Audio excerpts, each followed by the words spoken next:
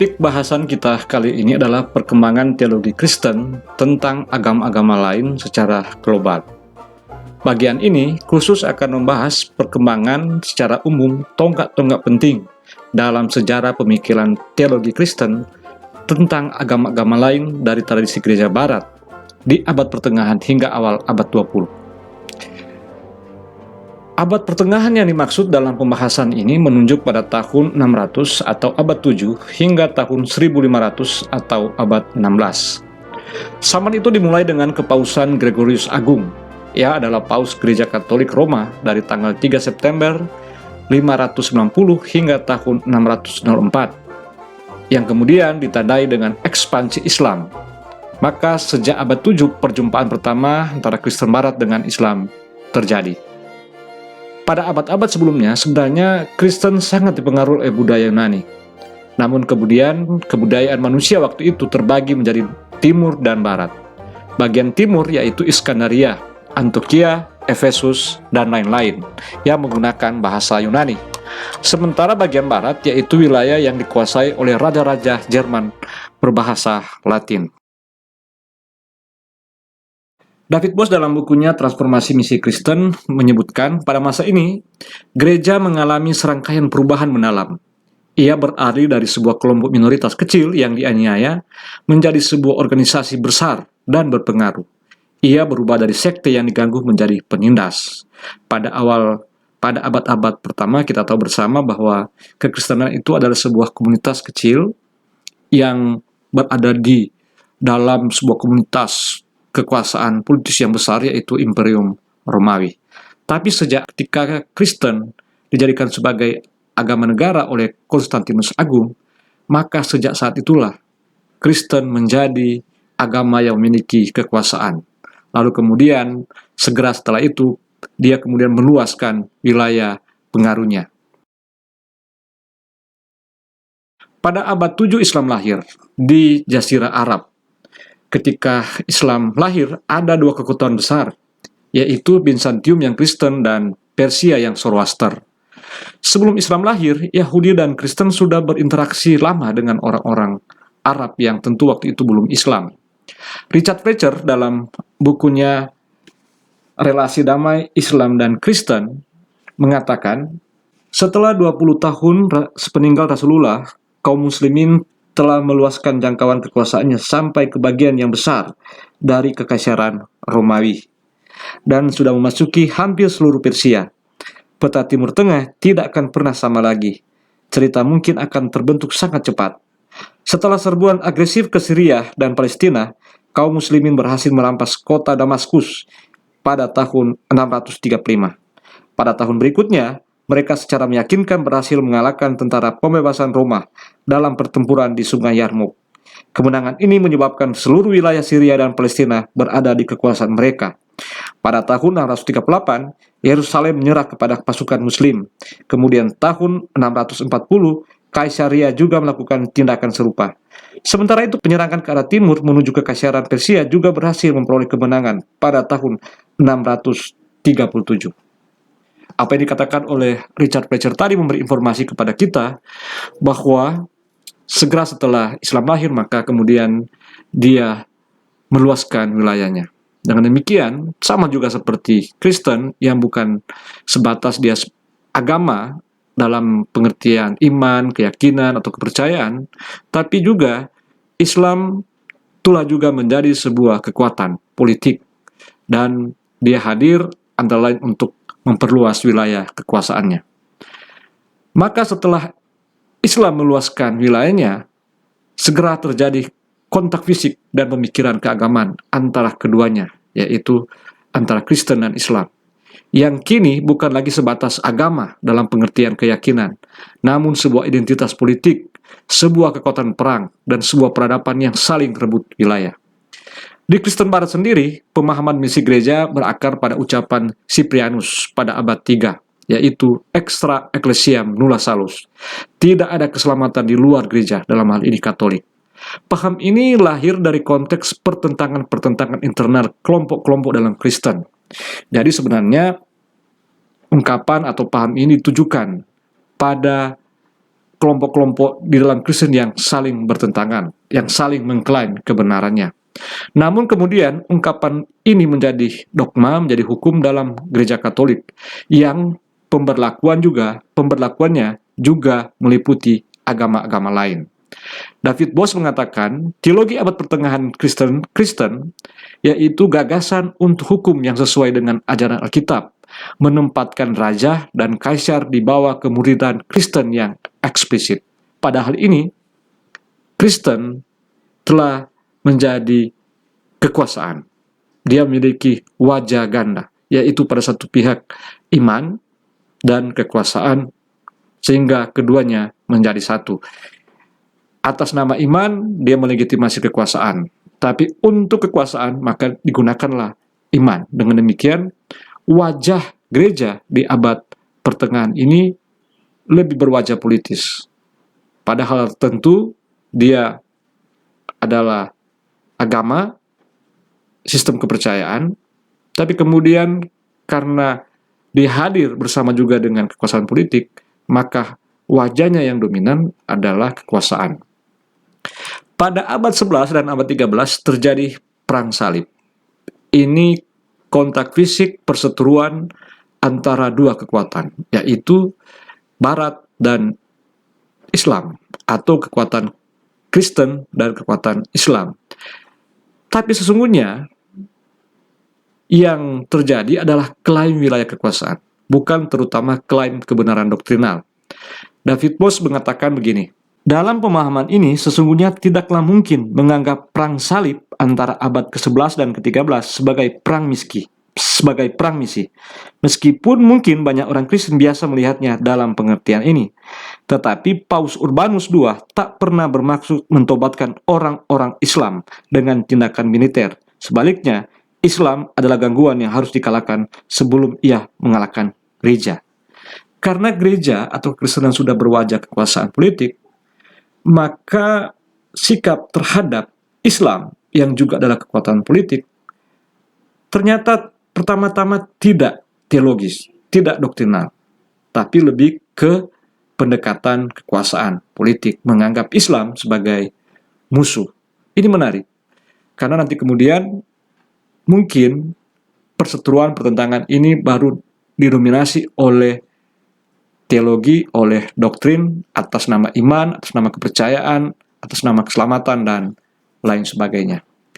Lalu pada abad 16 terjadi reformasi. Tokoh-tokoh yang kita kenal adalah Martin Luther, Johannes Calvin, Zwingli, dan lain sebagainya.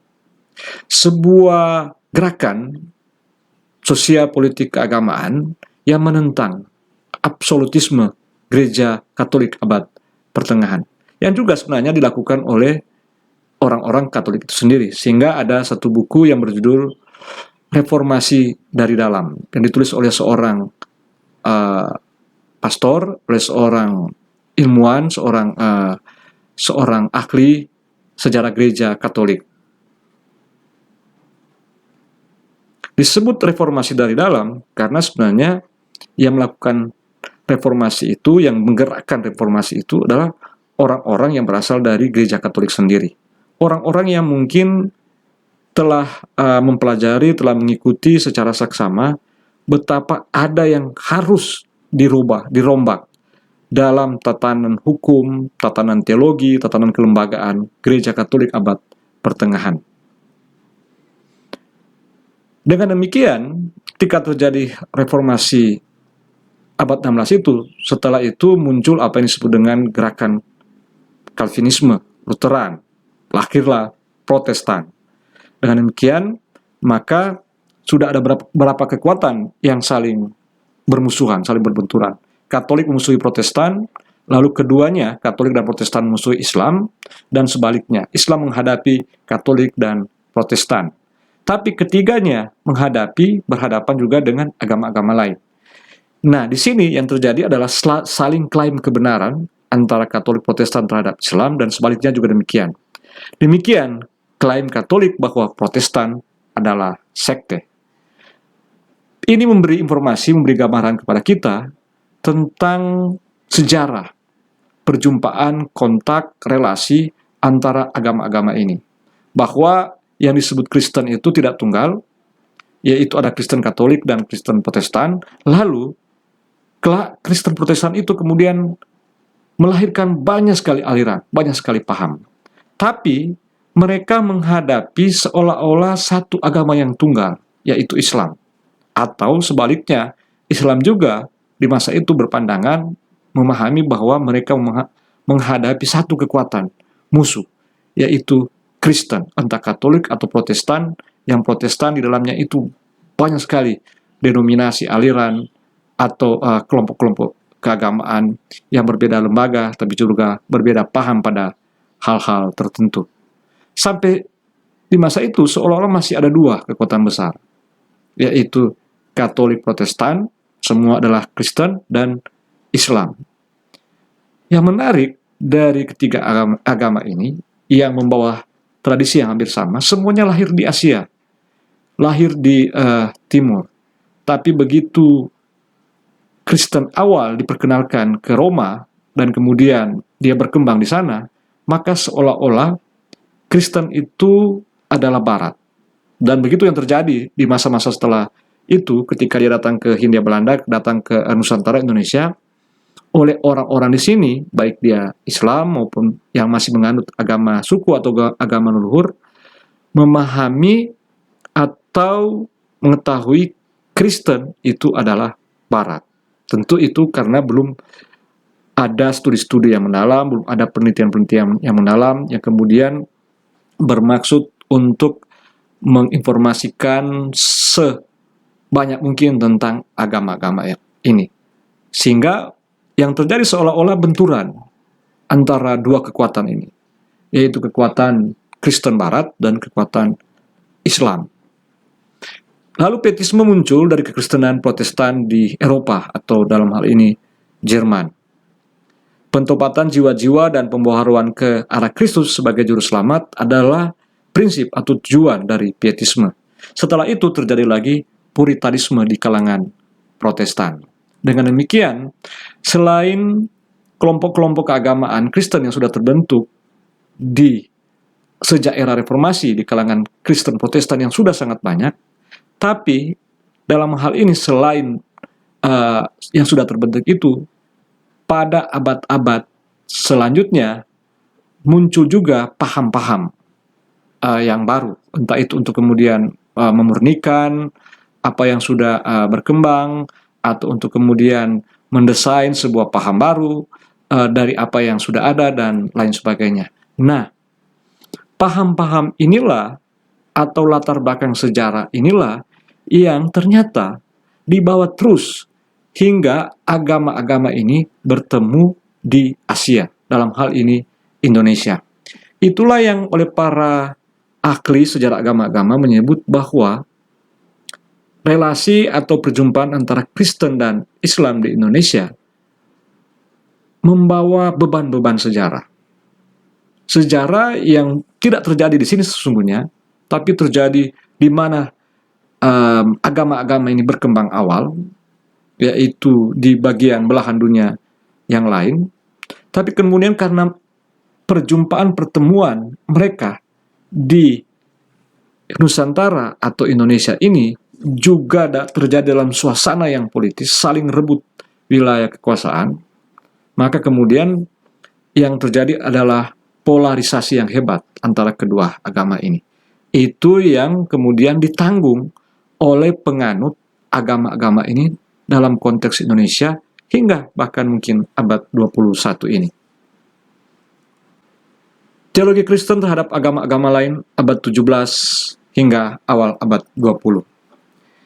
Teologi Kristen tentang agama-agama lain antara lain berakar dari teologi gereja barat abad pertengahan tersebut, yaitu sebuah teologi yang sangat eksklusif, yang sangat politis, berorientasi pada kekuasaan.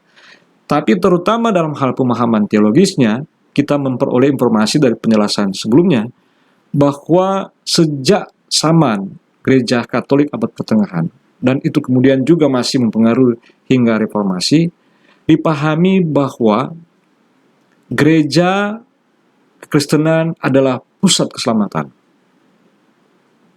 Agama lain, tradisi lain, budaya lain di luar itu dianggap harus menjadi Kristen dulu, baru kemudian memperoleh keselamatan. Keselamatan yang dipahami secara teologis, tentu dari perspektif teologi Kristen Barat. Tapi juga selain itu muncul dalam bentuk sikap-sikap permusuhan atau kemudian menganggap rendah derajat dari agama-agama di luar agama Kristen ini. Ketika bangsa Barat yang Kristen datang ke wilayah-wilayah Asia untuk menjajah, mereka bertemu dengan banyak sekali agama. Islam sudah tentu, lalu Hindu, Buddha di India, kemudian Konghucu di Cina, dan agama-agama leluhur yang terdapat di mana saja. Terutama di Indonesia ada ratusan suku, maka kemudian ada ratusan agama suku atau agama leluhur. Nah, di Belanda pada 20 Maret 1602 berdiri apa yang kemudian kita kenal sekarang disebut dengan VOC, sebuah kongsi dagang yang menggabungkan 4 perusahaan dagang yang ada di Belanda. Ia tutup pada tanggal 31 Desember 1799. Nah, VOC ketika datang pada abad 17 ke Indonesia juga membawa pendeta-pendeta Protestan. Meskipun kepentingan terutamanya adalah ekonomi untuk monopoli, tapi karena ia berasal dari negara Kristen, dari wilayah Kristen, maka sudah tentu orang-orang yang bekerja di VOC itu adalah orang Kristen yang membutuhkan pendamping rohani atau membutuhkan semacam upaya-upaya untuk berkuat secara rohani, yaitu dengan cara membawa juga pendeta-pendeta Protestan. Yang pertama-tama sebenarnya pendeta-pendeta Protestan ini dimaksudkan untuk melayani orang-orang Kristen Belanda yang bekerja di VOC. Tapi sejarah juga menunjukkan bahwa di sekitar benteng-benteng yang didirikan oleh VOC, kebanyakan di kota pelabuhan, berdiri juga gereja-gereja yang antara lain juga sudah mulai memasukkan orang-orang setempat untuk menjadi Kristen. Sekira itu juga bisa memberi informasi kepada kita tentang kontak awal Kristen Protestan dengan orang-orang yang ada di Indonesia. Lagi-lagi, dia tidak terutama karena misi agama. Tapi dengan kehadiran VOC sebagai kongsi dagang, maka itu memberi gambaran informasi kepada kita bahwa wajah Kristen yang dilihat pertama oleh orang-orang setempat di sini, oleh orang-orang pribumi, adalah Kristen yang berwajah ekonomis, berwajah politis, berwajah kekuasaan. Tentu ini memberi pengaruh, persepsi, perspektif, cara pandang dari orang-orang setempat ini di masa itu, tapi juga karena kemudian Islam juga adalah kekuasaan politik di Indonesia di masa itu, maka itu kemudian menghasilkan sebuah warisan polarisasi Kristen dan Islam. Nah, itu adalah salah satu persoalan tantangan relasi Kristen dan Islam di Indonesia. Bukan hanya hingga abad itu, abad 20, tapi juga abad 21 mungkin. Kini paling tidak ada 3 kekuatan dunia, yaitu Spanyol dan Portugis beragama Katolik, lalu Belanda beragama Protestan, Kristen Protestan, Belanda dan Jerman serta Inggris, dan kemudian Islam. Yang seperti saya katakan tadi, ketika abad 17 itu VOC atau orang Belanda Kristen datang ke Indonesia Nusantara, sudah berdiri berapa kerajaan Islam yang kuat dan mapan. Lalu di Eropa muncul apa yang disebut dengan pencerahan yang mengandalkan rasionalisme. Nah, ini menghantam kekristenan di sana. Karena dengan kemudian mengandalkan nalar, maka bagi orang-orang Kristen, kalangan Kristen, pemimpin Kristen Eropa, kemudian menganggap bahwa akan berdampak pada iman, pada kepercayaan, dan lain sebagainya. Dan itu kemudian memunculkan banyak reaksi, respon dari kalangan Kristen terhadap rasionalisme ini. Tapi yang penting bahwa rasionalisme ini juga menandai modernisme. Nah, yang kemudian modernisasi ini dapat berjalan dan kemudian dia menyebar hingga ke wilayah Asia dan terutama Indonesia, salah satu perannya adalah kolonialisme. Bukan hanya modernisasi dalam hal perangkat teknologi dan lain sebagainya, tapi juga modernisasi dalam hal sistem pemerintahan. Sehingga di masa itu sistem pemerintahan adat diganti dengan sistem pemerintahan modern yang Barat, yang kemudian meski badan-badan Sendling berdiri independen dari negara dan juga misalnya NZG dia independen dari negara dan gereja tertentu, tapi di kalangan tertentu Islam atau juga kelompok-kelompok lain yang di luar Kristen melihat kolonialisme yang mendesain semua tata kehidupan di daerah-daerah jajahan sebagai Kristen, sehingga kelak kemudian terbentuk pemahaman bahwa Barat itu adalah penjajah dan kemudian agama mereka adalah Kristen, sehingga seolah menjadi Barat sama dengan kolonialisme dan kolonialisme sama dengan Kristen, atau Kristen sama dengan Barat dan kolonialisme. Ini tentu sebuah simplifikasi, tapi adalah suatu yang tidak bisa dibantah bahwa kemudian akan muncul pemahaman pendapat seperti itu, karena sejarah memang membuktikan kehadiran kolonialisme yang dimainkan oleh orang-orang Barat itu bersamaan dengan kehadiran kekristenan. Tapi dalam rangka membangun relasi yang lebih dialogis dengan agama-agama lain, misalnya Kristen dengan Islam, maka itu yang perlu dijelas-jelaskan, bahwa tidak benar seluruhnya kolonialisme identik dengan kekristenan. Sebab badan-badan Sendling yang mengutus Sendlingnya pada banyak hal justru bertentangan dengan pemerintah kolonial dalam hal kebijakan-kebijakan yang mereka nilai antara lain berdasarkan iman Kristen. Yang kemudian juga itu termasuk dalam hal bahasa. Kalau pemerintah kolonial lebih mengutamakan bahasa Melayu, sementara para Sendling lebih berusaha agar supaya kekristenan itu diterima dengan kebudayaan setempat. Nah, pada hal ini berbeda antara pemerintah kolonial, pemerintah Hindia Belanda dengan Sendling. Meskipun memang diakui bahwa dalam hal-hal tertentu untuk kebijakan-kebijakan agar supaya badan sending dapat mengirim sendingnya ke Hindia Belanda atau ke Nusantara waktu itu, maka mereka harus bekerjasama dengan pemerintah kolonial. Apalagi selain kekristenan yang merupakan hasil pekabaran Injil dari Sendling, pemerintah kolonial juga mendirikan apa yang disebut dengan Indeskerk, atau lebih tepatnya adalah gereja kolonial. Dan pada hal tertentu antara ini disebut Indeskerk dengan para Sendling atau badan Sendling ini tidak sama persis, atau bahkan pada hal tertentu memang berbeda. Tapi oleh maksud kontrol dari pemerintah kolonial, maka Indeskerk ini seolah-olah lebih berperan untuk kepentingan pemerintah kolonial dalam hal keagamaan. Karena memang dalam struktur pemerintah kolonial, Indeskerk ini bagian dari kementerian kolonial. Tapi bahwa kekristenan yang kemudian diterima oleh banyak orang, terutama misalnya mereka yang ada di pegunungan, yang kemudian berakar dengan kebudayaannya, itu adalah hasil pekabaran Injil dari Sendling-Sendling yang pada banyak hal berbeda pemahaman dengan pemerintah kolonial.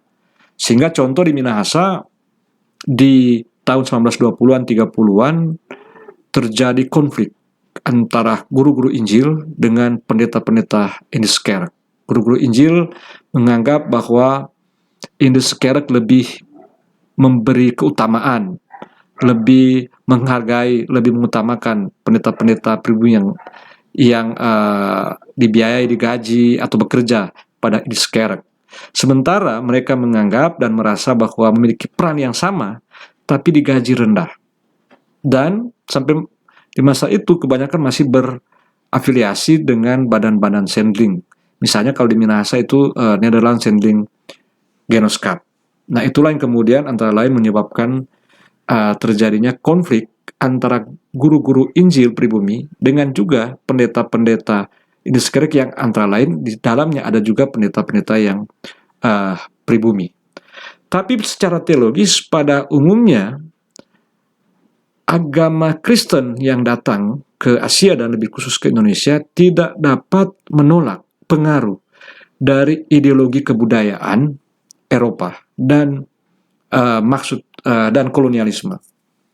Yang dimaksud dengan ideologi kebudayaan Eropa adalah apa yang disebut oleh Biku Parik dengan istilah monisme moral, yaitu suatu paham yang menganggap bahwa hanya ada satu moral yang benar, moral yang lain itu salah, keliru, tidak sempurna, yaitu moral Barat dan Kristen. Nah, ini kemudian antara lain mempengaruhi teologi atau sikap teologis dari kekristenan yang ada di Hindia Belanda waktu itu, yang kemudian kelak dia menjadi gereja-gereja lokal, gereja-gereja setempat, yaitu cara pandang yang menganggap agama-agama lain, tradisi setempat, pribumi, kebudayaan setempat, kebudayaan pribumi itu adalah kafir, berhala, tahyul, tidak sempurna, dan lain sebagainya. Nah, di dalamnya itu ada sebuah sikap permusuhan. Tentu kalau kita mau memahami lebih dalam, sikap permusuhan itu tidak terutama karena mereka mengacu dari pemahaman teologis yang sesungguhnya. Tapi terutama acuannya adalah ideologi kebudayaan Eropa tadi. Sudah jelas bahwa Sendling dan keluarganya yang datang itu adalah orang-orang Eropa. Sadar atau tidak sadar membawa paham itu, yaitu monisme moral. Yang kemudian ketika mereka berperan sebagai Sendling, maka pada hal tertentu itu mempengaruhi cara pandang mereka terhadap orang-orang setempat. Sehingga yang dilakukan oleh gereja-gereja di masa itu, oleh Sendling di masa itu, dan maksud pengutusan dari badan Sendling yang kebanyakan berpusat di Belanda, yaitu pertobatan, konversi.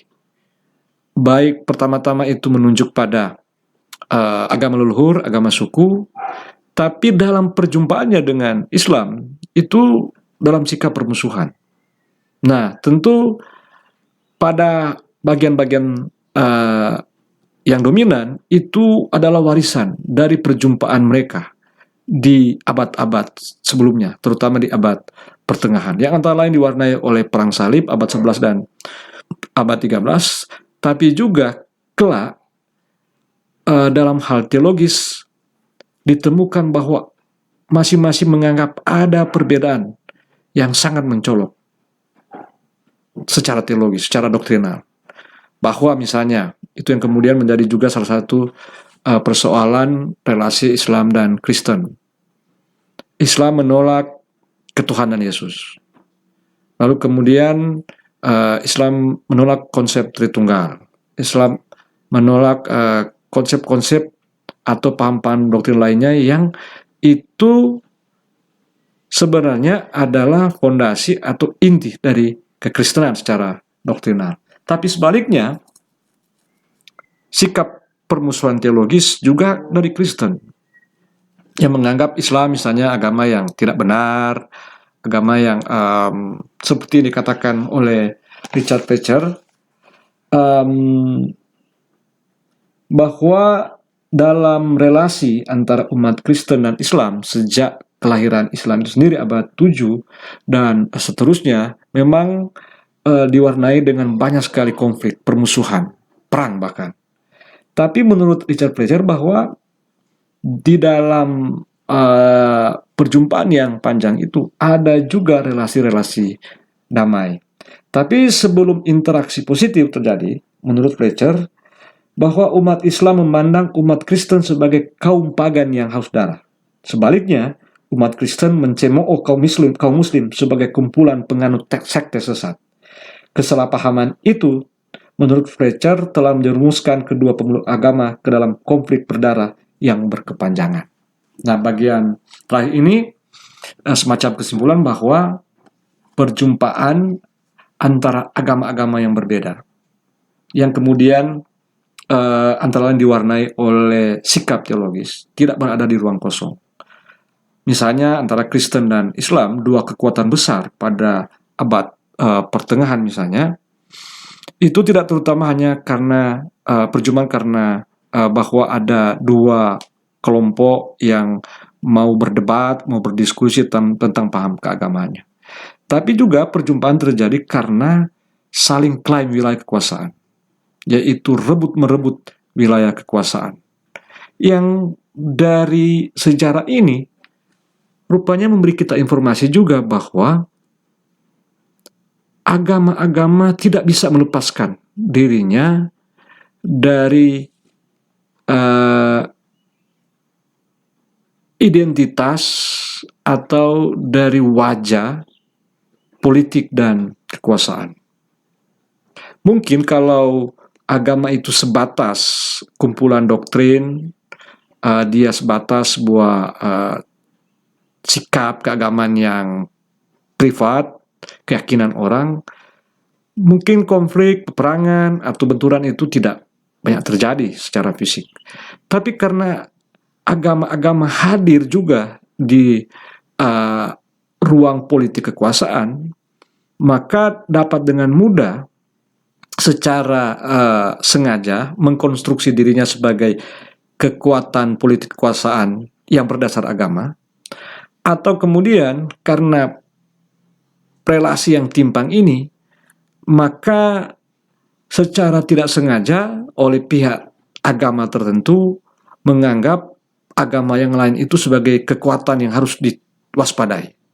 Dan itu yang terjadi antara Kristen dan Islam mulai dari kelahirannya abad 7, abad pertengahan sampai kemudian awal abad 21. Apalagi di awal abad 21, kehadiran Kristen bersama dengan kolonialisme yang datang ke Indonesia, Hindia Belanda ini berjumpa dengan Islam juga yang sudah menjadi sebuah kekuatan politik di masa itu. Sudah berdiri sejak abad-abad 13, sudah berdiri berapa kerajaan Islam yang mapan.